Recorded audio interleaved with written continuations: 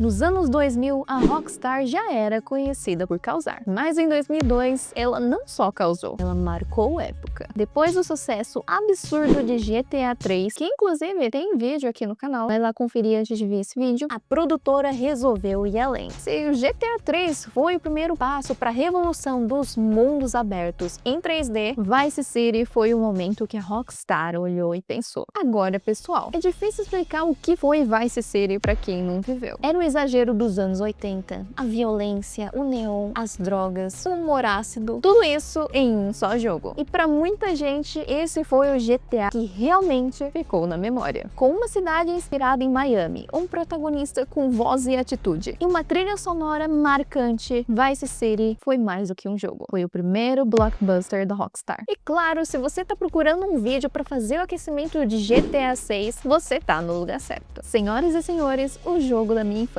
GTA Vice City. Claro, o melhor lugar para você comprar o seu jogo, o seu gift card, o seu Game Pass é na Very Hard Games. Eu sempre digo que o atendimento da Very Hard Games é diferente e humanizado, mas é porque é mesmo, gente. Ela é diferente de todas as lojas que vendem gift card, jogos e por aí vai, que vocês vão ver por aí na internet. Eles trabalham com as principais marcas, mas caso você não encontre o que você está procurando, pode entrar em contato com eles, que eles têm um atendimento humanizado, podem tirar todas as suas dúvidas. Além do que eles sabem o perfil do cliente e vão poder te ajudar da melhor forma. E comprando na Very Hard Games, você também me ajuda. Então, caso você queira ajudar o canal a crescer, tá aí o link na descrição que me ajuda muito. Agora, bora pro vídeo.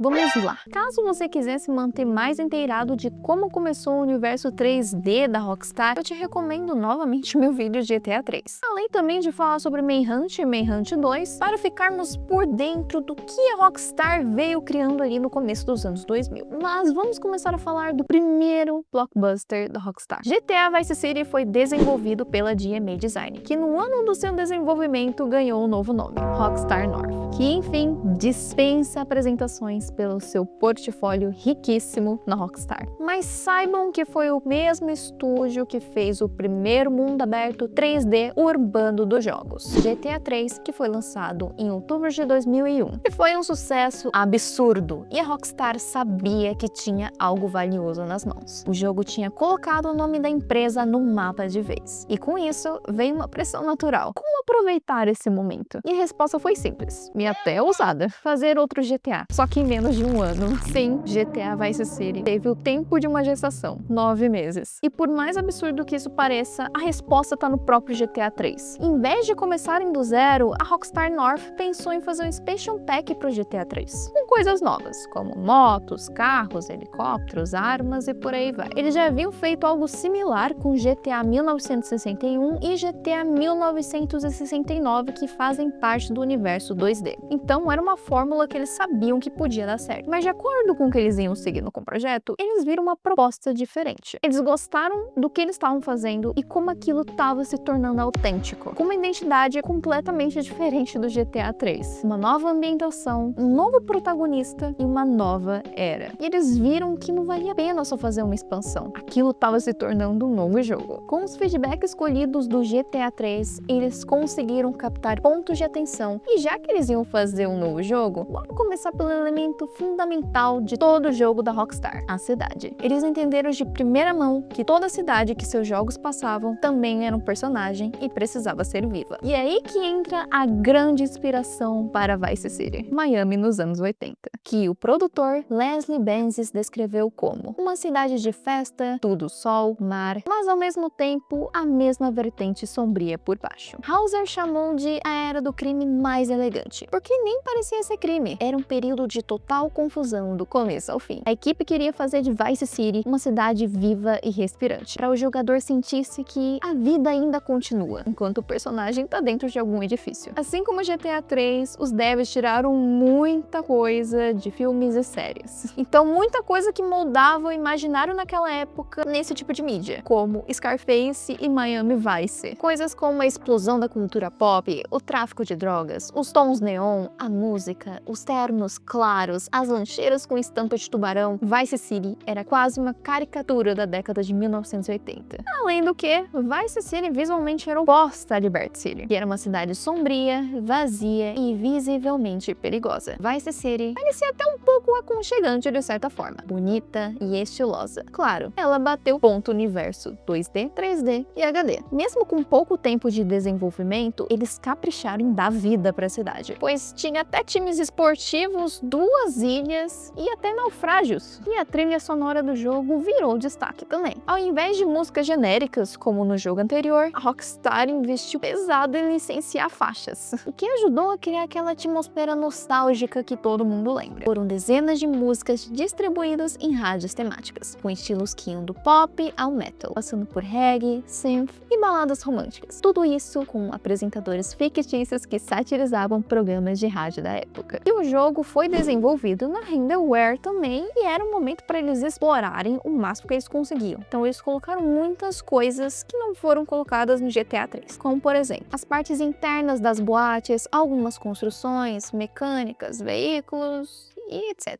Assim, GTA 3 deu pano pra manga, porque teve coisa que foi utilizada até o GTA 4, que já foi o início do universo HD. Enfim, espero algum dia trazer isso pra vocês também. Um ponto bem importante que foi uma dor em GTA 3 em questão de limitações técnicas foi que o protagonista não falava. A equipe passou um bom tempo resolvendo o enigma de desenvolver um personagem falante. Para isso, escolheram ninguém menos que Ray Liotta. Liotta descreveu o papel como intenso e complicado, dizendo que estavam criando um personagem do zero, e para facilitar o processo, as sessões de gravação usavam tela azul, ajudando o ator a imaginar como o personagem se moveria nas cenas. Desde o início, a equipe queria que o jogador realmente se conectasse, dando uma contrapartida ali com o Cloud, que queriam que imaginasse o que o protagonista falaria. Segundo Dan Houser, ele foi pensado como alguém forte, perigoso e paciente, esperando pela chance certa. Mas nem tudo correu bem nos bastidores. O diretor David Consari relembrou que Liotta se queixava com frequência durante as gravações, o que tornava o clima tenso. Sennhauser contou que em algumas sessões o ator estava engajado, mas em outras parecia sombrio e com dificuldade para trabalhar. No bloco das polêmicas a gente vai falar brevemente sobre isso do Liotta. Mas voltando para a parte técnica, a gente sabe que em GTA 3 eles já estavam utilizando motion capture, inclusive eles faziam uma baita de uma gambiarra para eles conseguirem colocar 3 personagens numa cena, 4, 5, e eles imaginaram que isso era algo muito bom para eles manterem de assinatura. Então poucas animações foram pegas de GTA 3. Muita coisa foi original de Vice City e regravadas. Além do que também utilizaram técnicas de stop motion, cutscene com alguns movimentos de jogabilidade no meio e uma combinação das duas. A equipe teve muita dificuldade de animar motos. Os modelos de pedestres usavam skins, permitindo que os artistas produzissem personagens mais realistas. Existiam 110 modelos de pedestres no jogo, junto com aproximadamente 50 personagens principais. Cada um era renderizado utilizando 2 vezes mais polígonos e texturas que aqueles em GTA 3. Isso também impactou a física do jogo, melhorando aspectos de jogabilidade, como precisão dos impactos de disparo. Claro, eles não pegaram leve no orçamento, custando aí para Rockstar uma bagatela de 5 milhões de dólares, sendo até então, naquela época, o jogo mais caro da Rockstar. Após muita preparação, dinheiro investido e um time de devs muito animados para entender se a fórmula de GTA ia continuar sendo um sucesso, agora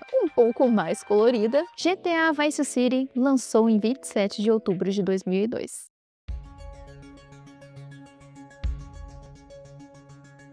Miami, 1980. As luzes, o neon e, claro, as drogas andavam livremente pelas ruas de Vice City. A nossa primeira visão no jogo são 3 caras conversando em uma mesa, em Liberty City, nos anos de 1986, no bistrô do mar, que tem menção também em GTA 3, com uma trilha sonora estourando de boa no fundo. Um desses caras se chama Sonny, e ele tenta convencer os demais que Vice City virou uma máquina de dinheiro, devido ao alto tráfico de drogas. Mas Sonny fala sobre sobre um certo ele no ponto alto da conversa, que esse ele seria ruim para os negócios, mas seria um bom bode expiatório. E ele, meus amigos, não é nada mais nada menos que Tommy Vercetti, o protagonista de GTA Vice City. O cara que simplesmente vai mudar tudo. Nessa mesa nós temos simplesmente o Sonny Forelli, que também tem menção à família em GTA 3. E até então, é uma família que não tem envolvimento com o tráfico de drogas, mas Vice City nos anos 80 tinha uma rotatividade tão grande de entorpecentes que tornava atrativo para gangues iniciarem o negócio e lucrarem bem na cidade das camisetas floridas. Enfim, no início do jogo, como dito, o Tommy está preso por simplesmente ter matado 11 pessoas. Sonny conhece Tommy há anos e antes de tudo isso, era um matador de aluguel. Só que 15 anos antes, foi enviado para uma missão simples: eliminar um alvo no bairro de Harwood, em Liberty City. Mas alguma coisa deu muito errado e acabou emboscado e precisou fazer um massacre praticamente. Ganhou até um apelidinho bem fofo da mídia: açougueiro de Harwood. O Tommy foi preso e nunca delatou ninguém. Cumpriu cada um dos seus 15 anos em silêncio. Cara, era simplesmente lealdade máxima. O homem com esse histórico andando livremente por Liberty City seria um imã pra polícia e talvez pra vingança. A solução? Mandá-lo pra longe. Vice City. Sonny vê nisso então uma chance de ouro: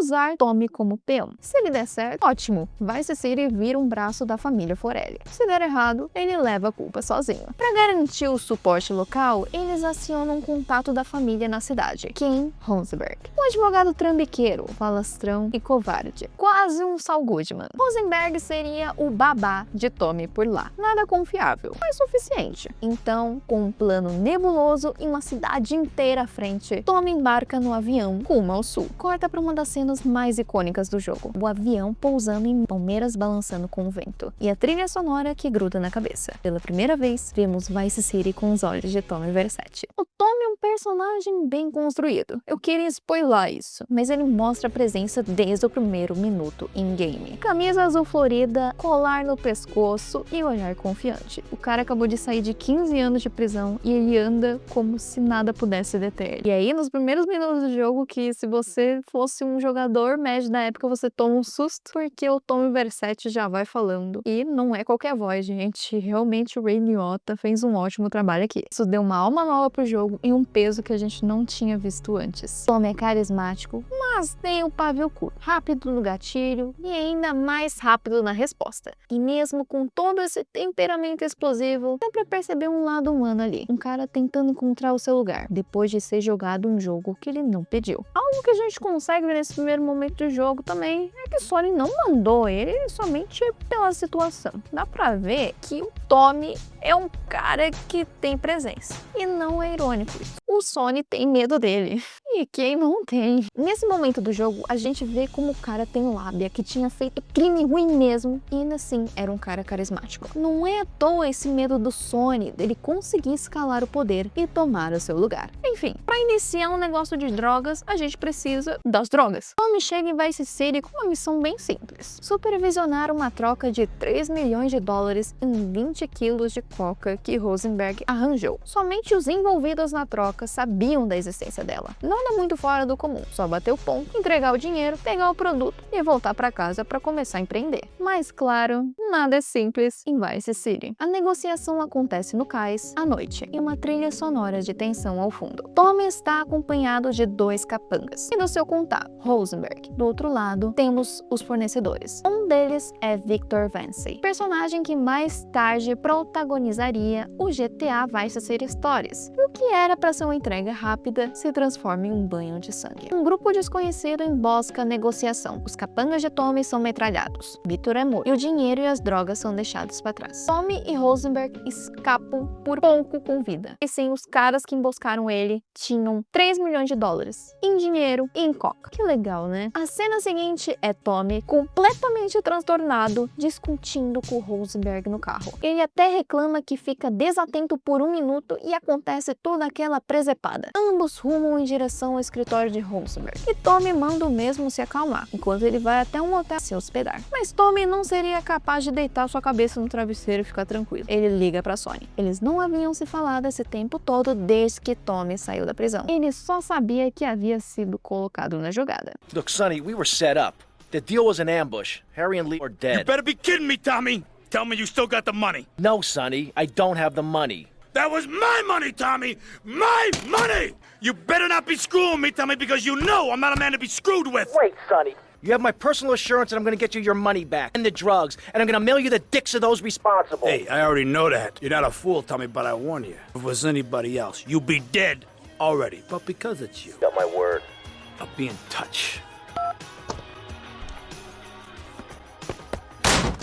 Claro que o Tommy não ia estar pulante e saltitante com essa situação. Foi até proporcional ele quebrar o telefone. E é aí que o jogo realmente começa. Sobe o HUD colorido e os detalhes em pastéis. Tommy praticamente sozinho em uma cidade que não conhece nada. Sem aliados, sem dinheiro, sem informações e ainda precisa recuperar o prejuízo. Mas ele não tá disposto a fugir nem a mendigar ajuda. Ele decide ficar. Vai encontrar quem armou essa emboscada, vai subir na vida e se for pra morrer, que morra como um rei. No dia seguinte, na cidade ensolarada de Vice City. Logo, Tommy vai se encontrar com Rosenberg para eles baterem um papo sobre o que rolou. Afinal, foram os únicos sobreviventes. E ele encontra o Rosenberg virado e em pânico com a máfia, pois ele que arranjou a negociação das drogas. Então poderia ser um suspeito direto pelo olhar da família. Claro que o Tommy o alivia metendo um confia no pai, vamos pensar nos suspeitos. Aparentemente, tranquilizado pela determinação de Tommy, Rosenberg começa a pensar nos próximos passos e rapidamente encontra o coronel Juan Garcia Cortez, uma possível pista, já que o coronel ajudou a montar um negócio desde o início. Quem revela que o Cortez está dando uma festa em seu iate e que todos os figurantes de Vice City estarão lá. Não estou diminuindo o carisma do Cloud, inclusive o Cloud é um dos meus protagonistas favoritos aí dos universos que a Rockstar já criou. Afinal, ele era realmente muito bravo, o cara não falou uma palavra e conseguiu dominar a cidade de Liberty City praticamente. Com Versace, a história é diferente. Cloud foi colocado em Liberty City para sobreviver. Não fica sequer claro se ele queria de fato uma vingança contra a Catalina, que colocou ele naquele problema todo. Só que agora temos diversas motivações, mas a principal, pegar a grana, porque tem alguém no nosso pé. Passada essa introdução dos problemas do Tommy, eu não sei vocês, mas eu tenho um ritual toda vez que eu começo um GTA. Eu preciso daquele momento. Andar de carro pela cidade, ouvindo a rádio e vendo o movimento. E eu juro, eu nunca vou esquecer como fui andar por Vice City pela primeira vez. As palmeiras, o céu, tudo era muito respirável. Eu estou, de verdade, muito empolgada de ver um ambiente refrescante como Miami pelos olhos da Rockstar de volta no GTA 6. Ansiosa por esse momento sóbrio, o rádio e o carro. Bora lá voltar pra história. Tommy, então, tinha a primeira oportunidade de rastrear as pessoas que arruinaram o negócio. Quem entrega o convite a Tommy, explicando que não há a mínima chance dele sair do escritório enquanto as coisas ainda estiverem tão tensas. Tommy está por conta própria. Quando Tommy está prestes a sair, Rosenberg diz pra ele se vestir pra ocasião, zumbando do visual padrão de Tommy. Jeans desbotado e camiseta florida azul. Visual que os jogadores conhecem bem. Depois de vestir um terno à la anos 80, Tommy chega ao barco e conhece Cortez e sua filha, Mercedes. A jovem Cortez aponta vários nomes importantes na festa, incluindo Ricardo Dias, um homem que ela chama de forma nada lisonjeira, de Senhor Coca.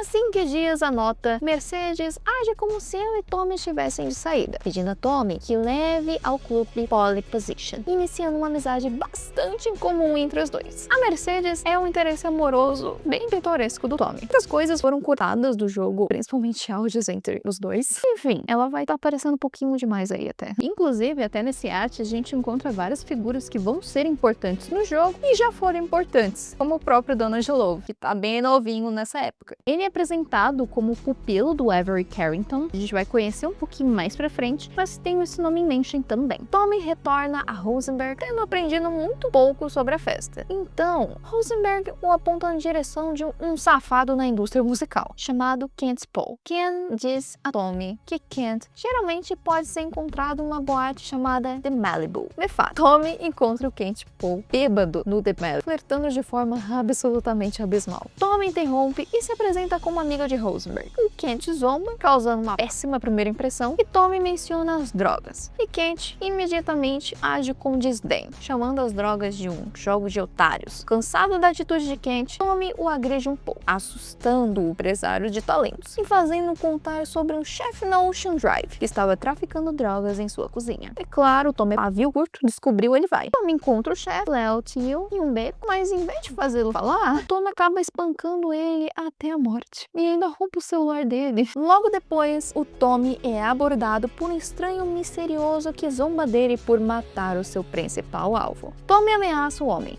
que o tranquiliza, dizendo que ambos estão atrás da mesma coisa. I see it. We two hombres in a strange town. We need to watch each other's back. My back's just fine, brother. You sure about that?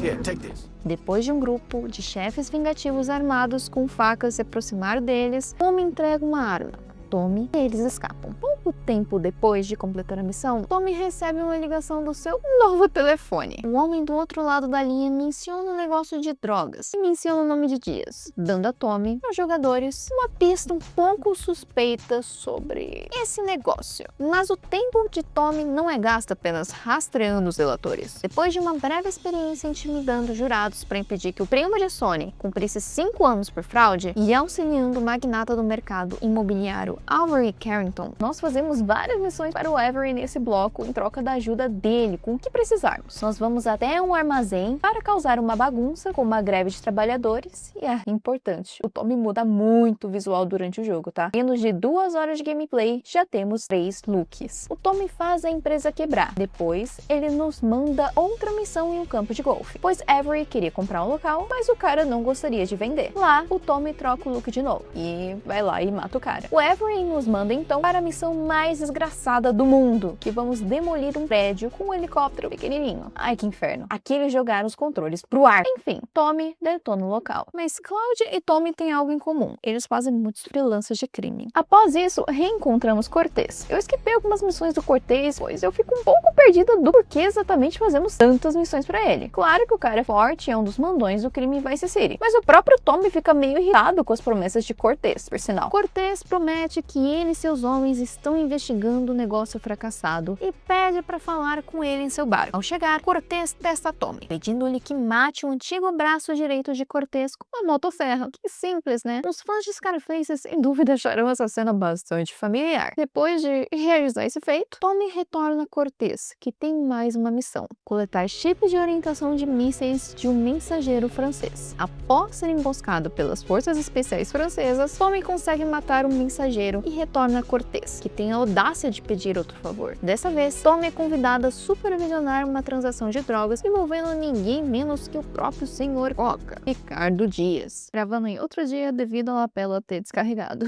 Antes de mandá-lo para o acordo, Cortez manda Tommy pegar algumas armas que ele escondeu em estacionamento. Enquanto coleta as armas, Tommy é abordado pelo homem misterioso vindo do beco mais uma vez. Tommy sugere que ele se mostre útil, em vez de apenas segui-lo. Aparentemente impressionado, o homem finalmente se apresenta como Lance e segue Tommy até o beco onde o acordo de Dias será fechado. Sim, Lance Vance é irmão de Victor Vance. Enquanto Tommy e Lance observam de seus pontos de observação, o acordo é subitamente emboscado. Cabe a Tommy e Lance proteger Dias de uma enxurrada de membros de gangues haitianas. Um dos membros da gangue consegue pegar o dinheiro do acordo e fugir de moto, forçando Tommy a persegui-lo pelo beco. Tommy mata o ladrão e devolve o dinheiro para Dias, fortalecendo ainda mais sua reputação no cartel de drogas. Pouco depois de completar a missão, Tommy recebe uma ligação de Dias, que pergunta se ele trabalharia para ele. Depois do Tommy aceitar trabalhar com o Dias, as coisas vão se complicando de novo. A primeira missão que Tommy assume para Dias envolve seguir alguém que roubou do chefão do crime, seguida de um ataque em grande escala ao esconderijo a partir de um helicóptero. Enquanto embarcam num helicóptero, Lance deixa escapar que acredita que foi Dias quem sabotou o acordo visto no início do jogo, que resultou na morte do irmão de Lance. Tommy pede para que ele mantenha suas suspeitas em segredo, pois sente que Dias está começando a confiar nele. É muito da construção do respeito do Tommy em Vice City. Claro que a gente tá se apoiando nesse momento do Dias, mas a gente sabe também que o cara ele tem lábia, então a gente vai seguindo o próprio plano do protagonista jogando com ele. Comentar aqui brevemente que o Dias é totalmente Zé Lelé das ideias, tá? O cara matando pombo do nada. Enfim, Dias incumbe Tommy após eles recuperarem o suposto dinheiro do Dias com a gangue dos Sharks. Dias ouviu falar que nas docas há um barco bem mais rápido do que o dele, construído por uma gangue da Costa Rica. Então, Tommy é enviado para roubar este barco. Retornamos à mansão. Pô, nessa parte, a gente inclusive tem uma cena bem engraçada do Dias surtando com a televisão, pois não estava plugada. O motivo do roubo do barco foi devido a algo bem específico que ocorre. O iate sempre vai a Vice City vender drogas, mas é padrão que o primeiro barco que chegar nele tem prioridade na compra. Faz sentido o Dias querer um barco mais rápido. Claro que vamos ter que abater alguns no caminho para garantir. Ao entrar no barco, Tommy encontra Lance esperando por ele. Mais uma vez, Lance pressiona Tommy para cuidar de Dias.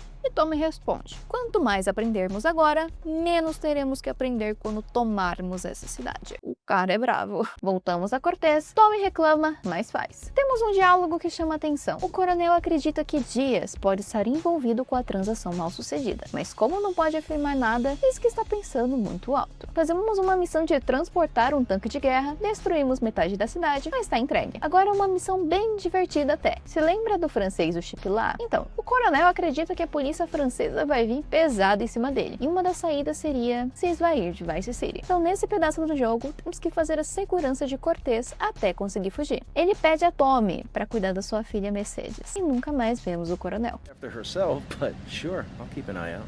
Gracias, amigo. Hasta luego. Adios, amigo. Kent Paul pede a Tommy para encontrá-lo no Malibu, onde conta a Tommy que Dias sequestrou Lance, depois que Lance não conseguiu matá-lo. Paul deixa escapar que estão mantendo presos no ferro velho, do outro lado da cidade. Depois de lutar contra os homens de Dias, Tommy resgata Lance, mas não sem antes de repreendê-lo por arruinar o planejamento cuidadoso de Tommy. Após uma perseguição tensa com os homens de Dias, Tommy leva Lance ao hospital. Eu entendo um pouco o Lance, afinal ele perdeu o irmão dele, mas dá vontade de chacoalhar ele assim, Gonti tava cuidando de tudo. Pouco tempo depois, Tommy e Lance, já recuperado, encontram-se na vizinha ilha Starfish, graças ao repentino suprimento de rifles de assalto de Lance. Os dois conseguem lançar um ataque total à mansão de Dias e executar o barão de drogas em sua casa. Stupid pricks! My beautiful house! Look what you've done to it! This is for my brother! I trusted you, Tommy. I would have had you made. Say goodnight, Mr. Diaz.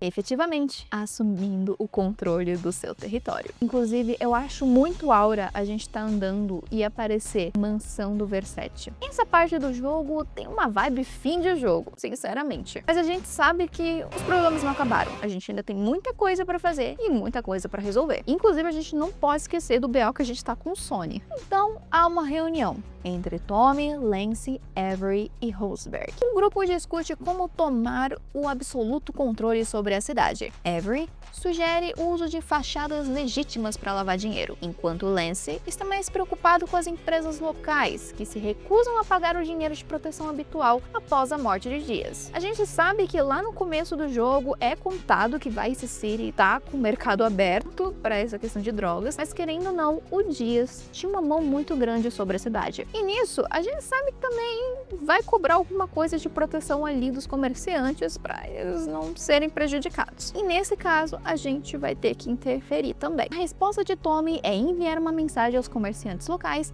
vandalizando as vitrines do shopping local. Essa missão é bem pitoresca, inclusive. Falei pitoresca muitas vezes nesse vídeo. Pouco tempo depois, Tommy recebe uma ligação de Sonny, que ele diz que está ciente das recentes ações de Tommy e que ele não está livre de culpa. Oh, my fault, is it?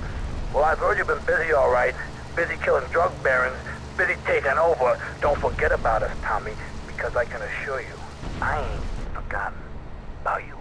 O Avery, pra mim, é um personagem até que muito bem desenvolvido e as missões dele são bem interessantes. Afinal, o cara é um magnata imobiliário e conhecendo os personagens de GTA, a gente sabe que ele provavelmente conseguiu isso no jeito honesto que o GTA vem trazendo pra gente. As missões dele são bem legais, no geral. E com isso, vocês conseguem até ver que o Avery Carrington, ele tem muitas características similares com Donald Love. Porque, bom, Donald é o pupilo dele, então ele aprendeu muita coisa ruim com o cara. Inclusive, tem uma missão que eu vi vi que é copia e cola de um jeito bem realmente para explicar o comportamento do Donald Love, que no GTA 3 a gente mata o líder da Yakuza fingindo que é de outra gangue, e isso acontece também em GTA Vice City, onde a gente causa uma guerra de gangues com cubanos e haitianos por causa de Avery Carrington. Só que é um pouco estranho como o Avery externaliza que não gosta dele, ou pelo menos demonstra muito que não gosta dele. O Avery, inclusive, é um personagem que retorna no futuro em Liberty City Stories, quando o protagonista é o Tony Cipriani, que também aparece em GTA 3. E já temos um Donald Love um pouco mais adulto. Eu pretendo no futuro fazer um vídeo de Liberty City Stories, que eu gostei bastante na infância também. Mas tem algo muito bizarro no Liberty City Stories. Eu acho, inclusive, um dos GTAs mais sombrios. É muito falado do GTA 3 sobre ele ser vazio, sombrio e tudo mais, só que o Liberty City Stories ele é bem estranhão. Como eu comentei também no meu vídeo de GTA 3, o meu mano Donald Love, ele dava um vídeo solo, porque até acusado de canibalismo contra o próprio Avery, ele é. Retomando, deixei no ar, deixa aí nos comentários se vocês gostariam de um vídeo solo do Donald Love ou mais informações no vídeo de Liberty City Stories. Inclusive, só retomando um pouco sobre a questão de haitianos e cubanos, nós temos um arco bem completo sobre ambas as gangues no jogo. A missão de Avery envolve que Tommy se passe por cubano no velório dos líderes dos haitianos. Já havia tensões de que provavelmente fosse alguém da gangue cubana. Agora, o Tommy sendo enviado vestido de cubano mudariam mais certeza. Meu Deus, tudo isso para dar uma baixada nos locais pro Avery comprar. Bom, se lembra do celular do chefe? Aparentemente ele era um cara de contatos mesmo, pois nele o Tommy recebe a ligação do líder dos cubanos, que inclusive, ao achar estranho a voz do celular, diz que ele o mataria. Mas Tommy diz que se antecipou nisso. Vendo a determinação de Tommy, o líder o chama para alguns freelas, e aqui começa a trabalhar para Humberto Rubina, fazendo até um teste de barco. Nossa, GTA Vice City diversificou bem as missões. Claro que o incidente do funeral gerou sequelas, e Tommy é mandado para dar uma resolvida nisso. É engraçado, porque é ele que causou isso. Eles confrontam os haitianos, roubam as coisas deles, Tommy volta e... Meu Deus, que dó do Tommy. Ele chegou todo educadinho. Em resumo, Tommy também não fica de boa, né? Ele mete logo: cara, eu sou freelancer, não tô do lado de ninguém. E Humberto o contrata nesse sentido para que roubasse um carregamento de droga dos haitianos, por um bom montante de dinheiro. Passado isso, do nada, Tommy recebe uma ligação de uma voz misteriosa feminina, chamada Altin Poley, a líder dos haitianos. Ele é chamado para uma cabana, e lá toma uma espécie de chá, que o deixa hipnotizado e fica a serviços da gangue haitiana, sem cobrar nada. Inclusive, quando ele completa as missões, não recorda de nada. E toma-lhe chá. Envolve o Tommy em briga com os cubanos, enviando aviões de controle remoto com bombas para barcos de drogas cubanos, e coitado, o Tommy retorna com uma cara de cão triste, porque não sabe o que tá rolando. Bom, o Tommy é enviado para a última missão de matar os cubanos e fazer os haitianos vencerem uma briga. Só que, por incrível que pareça, não são os haitianos que vencem a guerra, são os cubanos. Alt Poley, por alguma razão, sabia que Tommy havia trabalhado para os cubanos, então todas as missões envolveram coisas discretas que não estavam expondo Tommy, não afetando então a última missão no fim da guerra de gangues. Humberto manda Tommy explodir uma fábrica de drogas dos haitianos. E bem, Tommy se infiltra com um dos carros dos haitianos e os enfraquece totalmente após isso. E aqui, o arco se finaliza. O Kent Paul não é só X9, ele também arranja uns trampos pra gente. Temos um gap muito grande de adaptações que vamos tendo pela cidade para trazer o nosso nome nela, e fazemos até segurança de uma banda, com a ajuda de um motoclube. E meus amigos, não é porque temos uma mansão que temos tudo. Inclusive, eu amava essas motinhas, eu sempre pegava elas, muito iradas. Depois de assumir os negócios de Dias e garantir que os moradores locais saibam que ele é novato na cidade, Tommy começa a comprar ativos pela cidade, que gerarão receita. Nesse ponto da história, Tommy começa a receber ligações de um Lance desesperado, preocupado por não estar recebendo uma fatia justa do negócio. Tommy lhe diz claramente que ele precisa ser menos descuidado, então talvez as coisas possam mudar. Com cada missão e cada negócio, Tommy vai se mostrando um chefe do crime bem empreendedor e claramente vai consolidando o seu império. E é nesse momento que ele vai diversificando um pouco os seus investimentos. Ele compra um estúdio de cinema adulto, que eu não vou entrar em detalhes, mas eu joguei esse jogo com 6 anos e eu fico grata que eu não tinha nenhuma memória disso até revisitar para esse vídeo. As missões, inclusive, são bem engraçadas, pois envolvem assuntos de conservadorismo e o Tommy combatendo eles, fazendo propagandas absurdas, e além dos funcionários no local que tem nomes bem estranhos. Ah, e a Mercedes tá nessa também. Ela também decide decide se juntar ao cast. O filme foi dirigido pelo Steve Scott, que é uma paródia direta do Steve Spielberg, pois o nome do filme é Bite, em tradução livre mordida, e é uma referência direta ao filme Jaws, aqui no Brasil, Tubarão. Ele também compra uma empresa de táxi, uma concessionária de carros, uma sorveteria,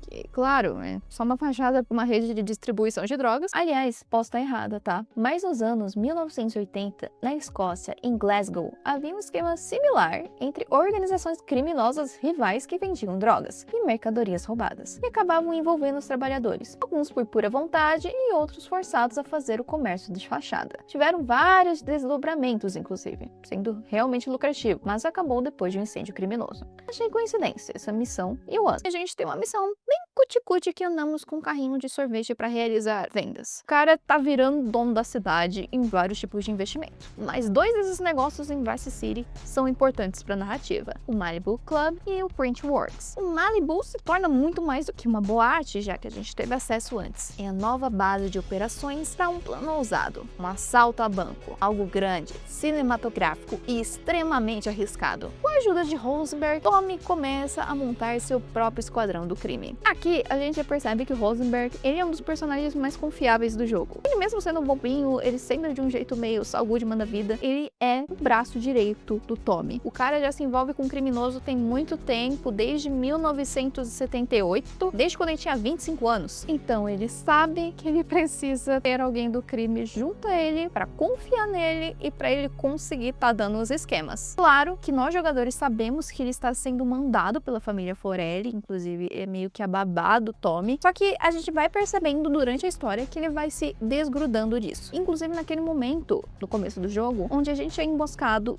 e o Tommy consegue garantir pra ele que a gente vai dar um jeito, bora. E quando a gente percebe que o Rosenberg começa a ser fiel ao Tommy, e não exatamente aos Forellis. Gosto até do desenvolvimento do Rosenberg, pelo menos até esse momento da história, que a gente sabe que acontecem algumas coisinhas depois. Durante Vice City, ele é um personagem confiável. Mas, retomando. Primeiro, ele recruta Ken Jones, um especialista em arrombamento de cofres, que, para variar, tá preso. Tommy precisa tirar ele da cadeia. Ou melhor, fingir ser um policial para arrancá-lo de lá. Depois vem Phil Cassidy, e só aceita entrar no time depois de perder numa competição de tiro contra Tommy. E por último, Hillary King, um motorista tão talentoso quanto egocêntrico, e que só topa participar se for vencido numa corrida pelas ruas de Vice City. Com a equipe montada, o plano entra em ação. E eu vou ser bem sincera pra vocês, eu só senti uma emoção tão grande assim num assalto a banco em um jogo em Red Dead Redemption 2, quando a gente tem o assalto ao banco de Saint-Denis, porque o assalto a esse banco é muito emocionante, eu gosto bastante dessa missão. Vestidos com macacões azuis e máscaras brancas de hóquei, o grupo invade o banco. O assalto é caótico, explosivo, digno de Hollywood. E claro, atrai a atenção da SWAT. Um tiroteio brutal se segue. No meio da fuga, Hillary é baleado e morre, forçando Tommy a improvisar para manter os sobreviventes vivos. E tá aí um negócio interessante.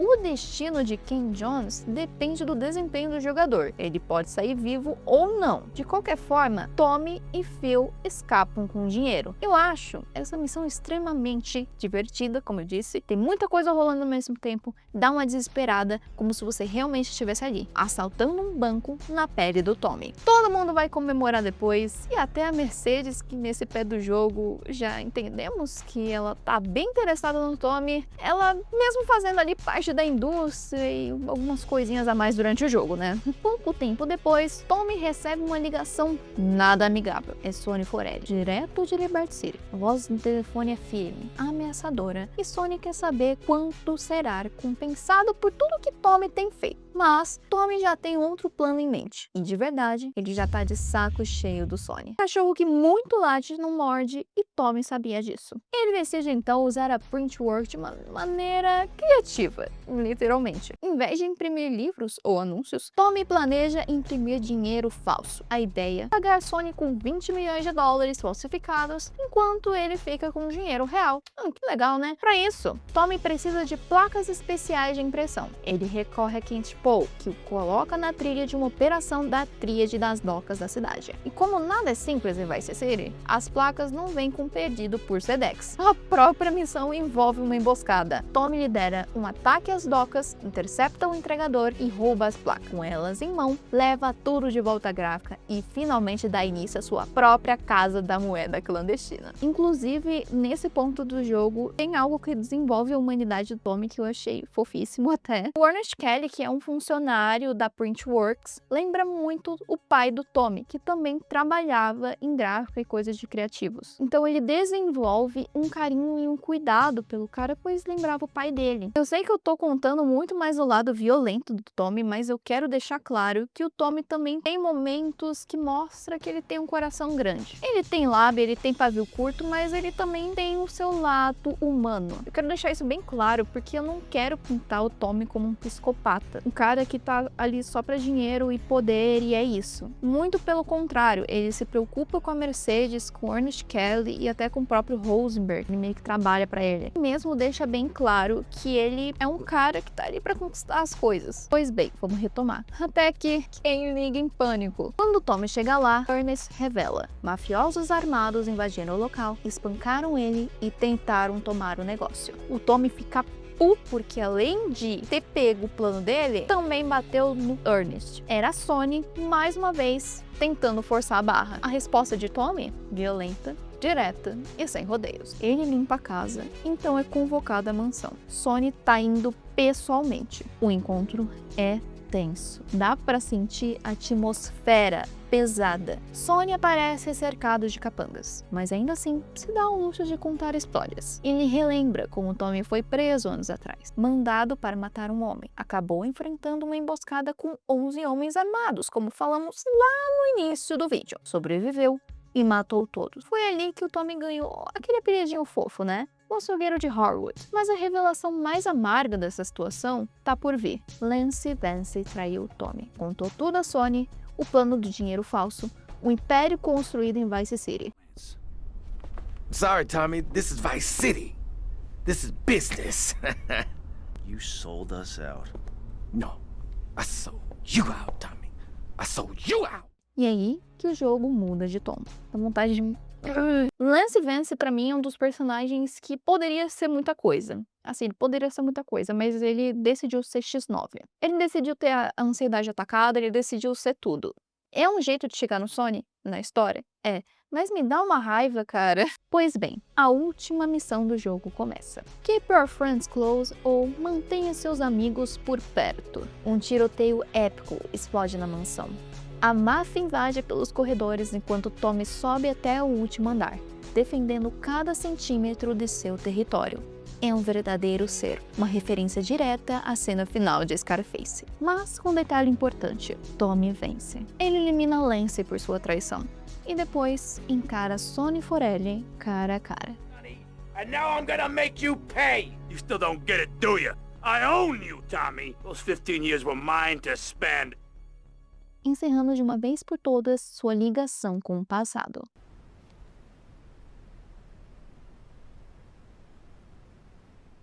No fim, a mansão é dele. A cidade é dele. Com o corpo de Sony ainda quente no chão, Tommy e Rosenberg rindo, aliviados e com o mundo aos seus pés. Ninguém mais virá cobrar. Ninguém mais vai tomar o que agora pertence a Tommy. Os créditos sobem e Vice City tem um novo rei. Drug dealer. I know. Ain't it just beautiful?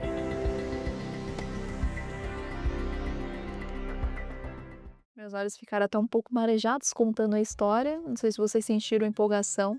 Vamos lá. Vice City tem um ar mega cinematográfico. É um jogo que se passa bem mais no passado do que a Liberty City de GTA 3 que a gente até então tinha de conhecimento. Estética linda, personagens que você consegue sentir afeto e entender o poder deles na trama. Vice City foi muito bem. Foi um jogo que consolidou a franquia e, que nem eu disse, o primeiro blockbuster da Rockstar, vendendo 10 milhões de cópias. Basicamente deixou a franquia finalmente no pedestal que a gente tem hoje. hoje um fenômeno cultural. Todo mundo sabe o que é GTA. E deixou bem claro que a Rockstar não estava a fim de repetir fórmulas alheias ou criar expansion pack avulso que nem estavam fazendo antes. Eles criaram uma experiência única, mesmo tendo um prazo muito enxuto para trabalhar nesse jogo. E no fim isso deu tão certo que pavimentou o caminho para um dos jogos mais ambiciosos da série, San Andreas.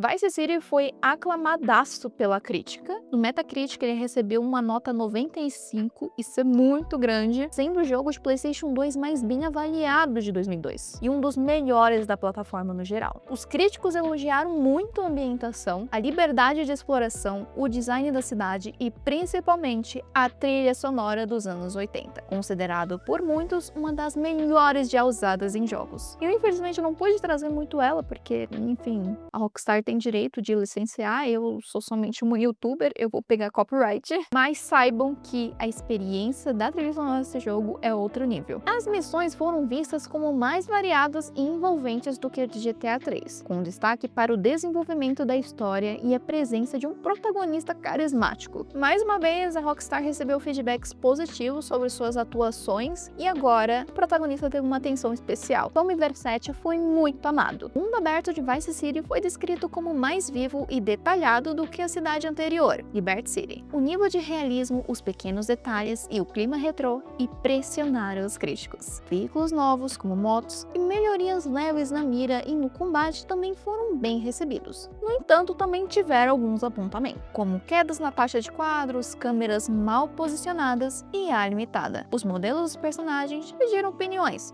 Alguns acharam um avanço, outros criticaram a falta de capricho. Hoje em dia a gente vê que o GTA ele era bem quadradão, mas eu tenho memórias que eu achava GTA Vice City HD Graphics 4K, meu Deus! E até hoje eu acho ele um jogo bonitão, mesmo pra época. Mas enfim, mesmo com alguns pontos de melhora, o jogo na sua maior parte das críticas era positiva. E para muitos, Vice City elevou os mundos abertos em jogos. E claro, Vice City, como citado, vendeu 10 milhões de cópias, mas ele também é o quarto jogo mais vendido da série, com 17,5 milhões de cópias durante os anos e tá aí até hoje, como um dos melhores GTA.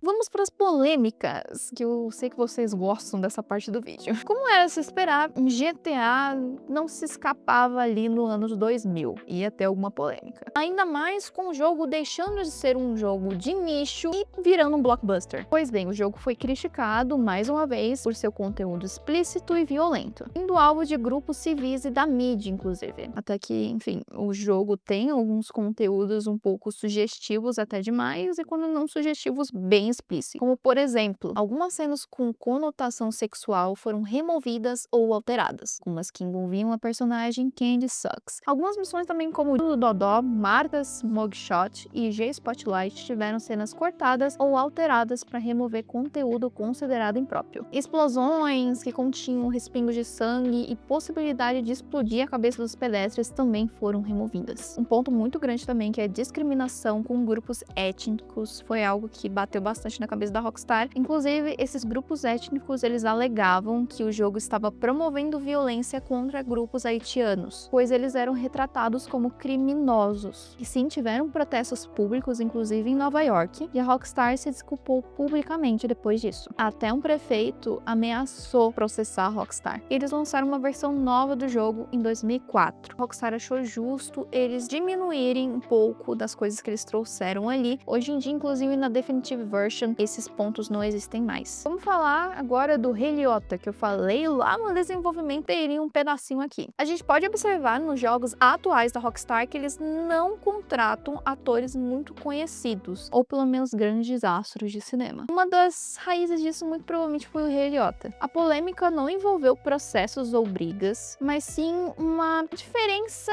das experiências de abordagem que o Rei Liotta e os desenvolvedores tiveram. O Liotta era bem relaxado em algumas algumas coisas. Isso contrastou bastante com a seriedade da equipe. Mesmo que jogos estavam em alta e estavam sendo apresentados como algo bem do futuro, que todo mundo ia começar a consumir, ainda era visto como uma mídia não séria. Isso causou uma tensão e um desconforto. Talvez o Rei Liotta achando que aquilo ali não era grande coisa. Além de alguns países que o jogo também foi censurado, como por exemplo a Austrália, para receber uma classificação amigável para as gôndolas. Só anos depois, em 2010, a versão original foi liberada por lá. Outro caso que chamou muita atenção, eu vou até descer um pouco o clima agora da música, porque é um caso sério e um caso real. Em 7 de junho de 2003, Dave Moore, de 18 anos, matou 2 policiais, Arnold Strickland e James Crown, e a despachante Leslie Miller, dentro de uma delegacia no Alabama. Ele havia sido levado para lá para prestar um depoimento por causa de um roubo de carro. Como ele era um jovem que só tinha 18 anos e não tinha antecedentes, ele muito provavelmente seria liberado. Mas durante o interrogatório, ele decidiu pegar uma das armas dos policiais e fazer os disparos. Depois disso, ele ainda fugiu numa viatura e foi capturado só horas mais tarde no Mississippi. Segundo a Associated Press, ao ser preso, ele teria dito: "A vida é como um videogame. Todo mundo tem que morrer algum dia." Já sob custódia, Moore confessou o crime e alegou que fez aquilo porque estava com medo de ir para cadeia. E em seu julgamento, a defesa tentou alegar que ele sofria de transtorno de estresse pós-traumático devido a abusos que sofreu do pai durante a infância e que era um jogador frequente de Vice City. No entanto, o juiz foi muito lúcido e proibiu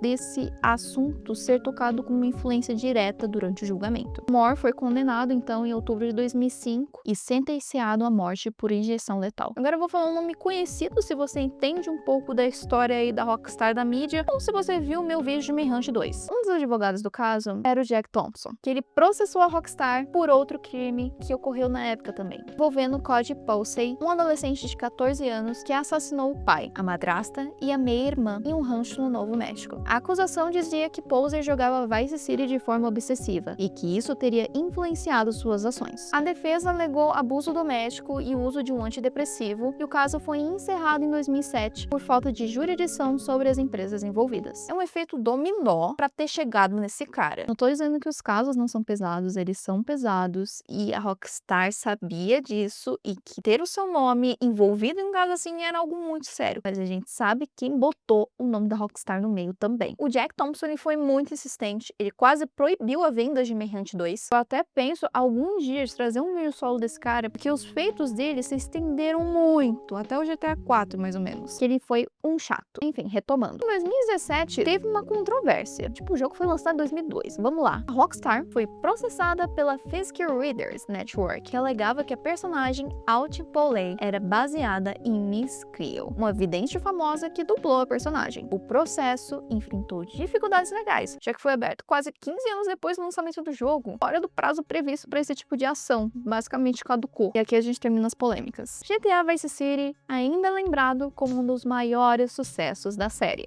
Não é à toa, a Rockstar já tinha uma fórmula de sucesso nas mãos, mas ao invés de seguir o caminho fácil, decidiu inovar. Criaram algo único, com alma própria. Vice City nunca será esquecida. E é nessa energia que nós estamos ansiosos para revisitá-la em GTA 6. Como eu disse, uma das primeiras vezes que eu joguei esse jogo foi quando eu tinha uns 5 ou 6 anos e eu não lembrava de grande parte das coisas pesadas que esse jogo tinha. Eu lembrava de ele ser colorido, bonito, eu gostava bastante do Tommy Vercetti e eu achava o jogo bem legal nessa questão de rádios e tudo mais. Mas entender a história inteira, depois de uns bons anos revisitando a série, foi algo incrível. Pois eu vou pedir alguns feedbacks pra vocês nesse vídeo. Eu troquei a câmera. Caso vocês tenham gostado, por favor, deixem os feedbacks aí nos comentários. Além de que eu deixei alguma coisa escapar aqui ou ali, tentei contar a história também de um jeito mais corrido para o vídeo não ficar grande, como foi o caso de The Evil Within. Ficou bem grande o vídeo, mas caso eu deixei algo bem importante de faltar, algo que eu deixei ali um pouco de fora, ou algo que vocês gostariam mais de que eu tivesse trazido, como por exemplo as premiações que Vice City ganhou, pode deixar aí nos comentários que eu estou aberta a ouvir. Vamos aos membros do canal.